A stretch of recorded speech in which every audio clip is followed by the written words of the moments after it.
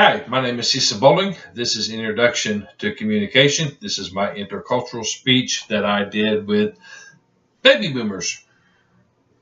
I don't live on campus, and I'm kind of out in the country, so I don't get around to visiting much people of a different culture. And where I'm at here in Somerset, Pulaski County, there's not a whole lot of different culture at this particular time. It'd be different if I was living on campus, but I went to somebody that was different, went to the older generation, the baby boomers, to see how life was different from the time they grew up to what they've got now, and how life was different in general in Appalachia just a few short years ago.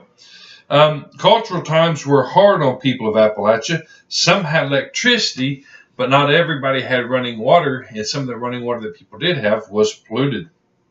Growing up for baby boomer generation wasn't always easy, especially in Appalachia, but they persevered and made the most of what they had. The group I talked to made dresses out of feed sacks, and they made their own toys. One of the group members, Maytha Lacey, stated that REA, the Rural Electric Association of Rural Electric Corporation, brought electric through Pulaski County in the early 1950s, and this was something neat that was for everybody because they didn't have electric back then. And even though they had electric, not everybody was able to benefit from the uses of electricity. They had their lights, but they were still washing clothes by hand. They were still refrigerators may not have had. And so they still didn't have all the use for everything that we would normally take for granted today. The DailyMail.com article by Sean O'Hare said, at the time that Robert F. Kennedy traveled to Appalachia to shine a light on part of the country that desperately needed help and appeared to have fallen by the wayside as the America's economy steamrolled into the 1970s. As America grew and prospered, Appalachia was kind of left behind. A lot of them still live like they did during the times of the Great Depression. People in Appalachia still live like it was the Great Depression. As America prospered at the end of World War II, Appalachia was left behind, and between 1945 and 1960, about 3.5 million people moved from Appalachia to North and to the Midwest in order to find better jobs. One of those people that done that from the Science Hill community that I talked to was Reva Bird. Her and her husband left, and they went to Ohio, and they stayed there. They ended up coming back and buying property and living right where the school was that they all went to school when they was in grade school earlier. People in Appalachia, running water didn't come to western Pulaski County until the early 2000s. This was city water. It was such a new thing. They didn't have to treat the wells and work with the wells anymore. Electricity reached Appalachia, but not everyone was able to enjoy all of its benefits. Many still used wooden cook stoves, or cook stoves that used wood, and few had electric lights. One of the neat little things about this was Bonnie Wesley on this would take a live chicken to the store and trade it in for, usually got about 3 cents out of a live chicken, and used it to buy gum with. But where there was light, there was hope. People in Pulaski County were somewhat better off since education was so important than those in other parts of Appalachia. Pulaski County prided itself on its education.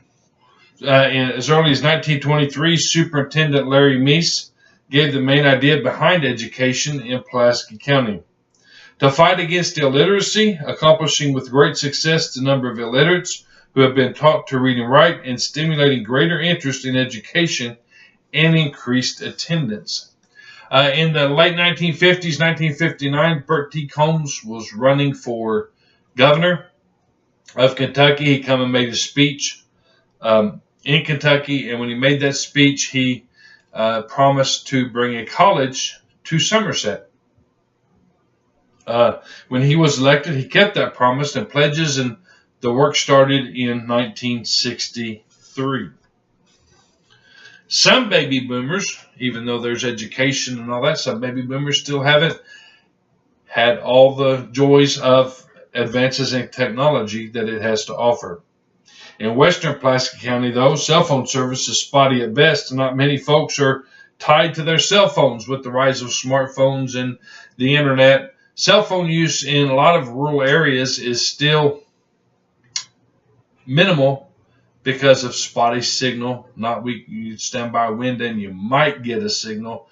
You move just a little bit and your signal's gone, so they're still tied to landlines and not much on using cell phones. Excuse me. Internet's not widely used amongst the baby boomers, and especially in rural Appalachia.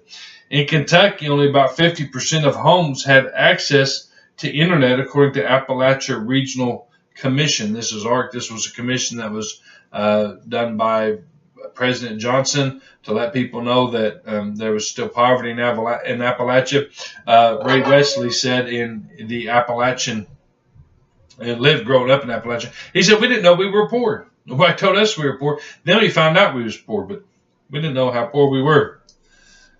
In conclusion, a generation can make a huge difference in the way we see the world and use the resources that are available to us. Sometimes just because we see things one way doesn't mean other generations see them the same way.